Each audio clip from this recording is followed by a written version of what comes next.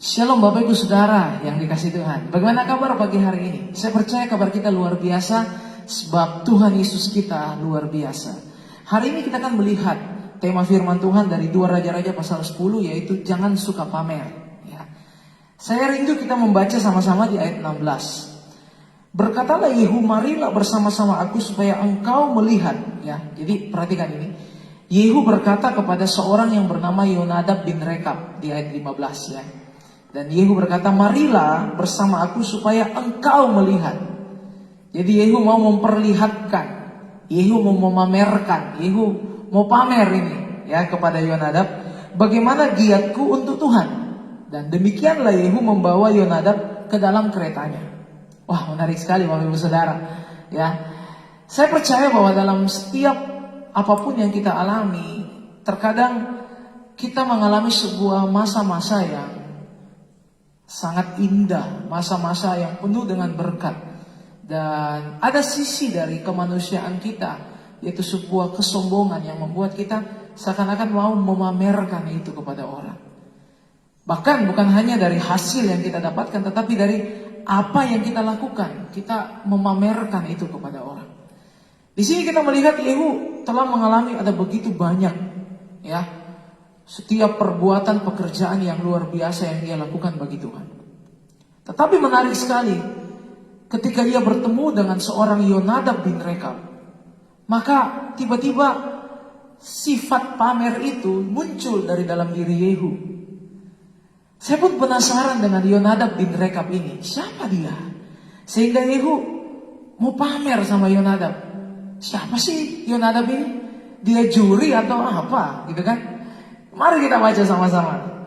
Supaya kita tidak penasaran, mari baca Yeremia 35. Mari saya undang kita baca Yeremia 35. Yeremia 35 ayatnya yang kelima. Di depan anggota kaum orang Rekab itu, aku meletakkan piala penuh anggur dan cawan-cawan, lalu aku berkata kepada mereka, silakan minum anggur. Ayat 6. Tetapi mereka menjawab apa?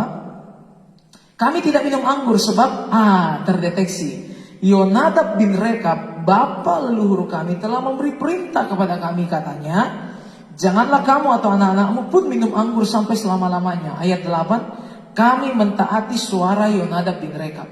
Bapak Ibu Saudara yang dikasih Tuhan, Yonadab bin Rekab ternyata adalah salah satu dari orang yang memiliki komitmen yang tegas, sebuah kesalehan yang sangat luar biasa.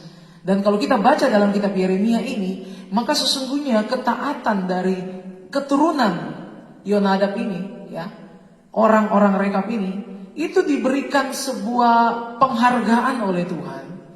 Dan ini dijadikan sebagai teladan kepada bangsa Israel yang tidak suka taat, yang tidak hidup saleh. Wow, Bapak Ibu Saudara. Berarti Yonadab bin Rekab ini bukan orang sembarangan.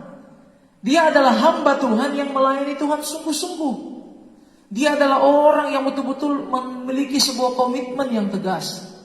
Kalau saya boleh katakan ya, dia sangat betul-betul memberikan batasan-batasan. Wah, kalau orang Toraja barangkali banyak pemalinya ini orang ya. Pokoknya, luar biasa. Anggur pun tidak disentuh, sedikit seloki aja enggak, Bapak Ibu Saudara. Ini artinya ini orang yang betul-betul mentaati perintah Tuhan dengan sangat saleh. Kepada orang ini Yehu pamer. Ya. Saya mau katakan Bapak Ibu Saudara, ketika kita suka pamer, maka apa yang terjadi? Terkadang kita akan berlebihan. Bahasa kerennya overdosis. Ya. Kalau Bapak Ibu Saudara baca di dalam kitab 2 Raja-Raja ini, awalnya saya berpikir ya, ketika Yehu membunuh semua pembesar, Yehu membunuh semua orang-orang yang menyembah Baal di Israel, saya awalnya berpikir, oh ya, harus memang mereka layak mati, gitu kan? Tapi ketika saya membaca perintah dari Nabi Tuhan kepada Yehu, itu bukan membunuh orang Israel, Bapak Ibu Saudara, tetapi membunuh Ahab dan keluarganya saja. Ayatnya yang ke-8 pasal 9 ya. Segenap keluarga Ahab akan binasa dan akan melenyapkan daripada Ahab setiap orang laki-laki baik tinggi maupun rendah kedudukannya. Jadi kalau kita baca ayat 1 sampai ayatnya yang ke 14, itu Yehu masih melakukan kebenaran. Karena dia tidak sedang pamer. Tapi ketika dia bawa Yonadab bin Rekab, salah satu panutan orang saleh pada zaman itu, dia pamer kepada Yonadab bin Rekab, maka terjadilah pembunuhan yang mengerikan. Ayat 18 sampai ayatnya yang ke-36. Menarik Bapak Ibu. Loh, rakyat Israel kan mestinya supaya mereka bertobat gitu loh. Kok dibunuh? Itu loh rakyat Israel, itu bukan orang kafir. Itu hanya adalah rakyat yang harus diajar. Kalau mereka salah, ya ajar supaya mereka kembali ke jalan yang benar. Loh, Yehu bunuh Bapak Ibu Saudara. Buktinya apa? Itu adalah jahat di mata Tuhan. Saya bacakan lagi ayatnya. Kita hanya lihat ayat saja Bapak Ibu ya. Hosea 1 ayat 4. Mari kita buka Hosea 1 ayat 4. Kemudian berfirmanlah Tuhan kepada Hosea, berilah nama Israel kepada anak itu, sebab apa? Sedikit waktu lagi maka aku akan menghukum keluarga Yehu karena apa? Hutang darah Israel, dan aku akan apa? Mengakhiri pemerintahan kaum Israel. Bapak Ibu Saudara yang dikasih Tuhan, ini menarik sekali. Di Israel terjadi pembantaian. Orang-orang yang menyembah Baal, orang Israel yang menyembah Baal dibunuh sama Yehu. Padahal itu bukan perintah Tuhan. Inilah, kalau kita suka pamer, itu berlebihan nantinya. Overdosis jadinya. Oleh sebab itu, Bapak Ibu Saudara yang dikasih Tuhan, hari ini menjadi peringatan keras bagi kita. Apa yang Yehu lakukan juga bisa terjadi dalam pelayanan kita kepada Tuhan. Oleh sebab itu mari, biarlah hati kita tetap rendah. Biarlah hati kita tetap bertanya untuk apa yang dapat kita lakukan untuk Tuhan. Jangan pamer, nanti berlebihan. Ya, saya percaya dalam kehidupan ini kalau segala sesuatu itu berlebihan, marah berlebihan, ya, pamer berlebihan, itu jahat. Musa, wah dia berlebihan kan? Tuhan hanya suruh katakan kepada batu itu untuk keluar air.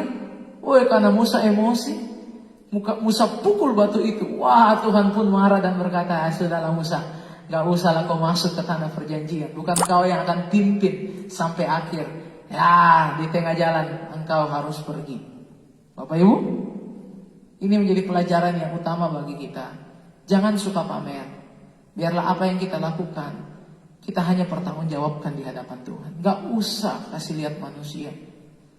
Tuhan yang lihat, Tuhan yang balas. Amin. Haleluya.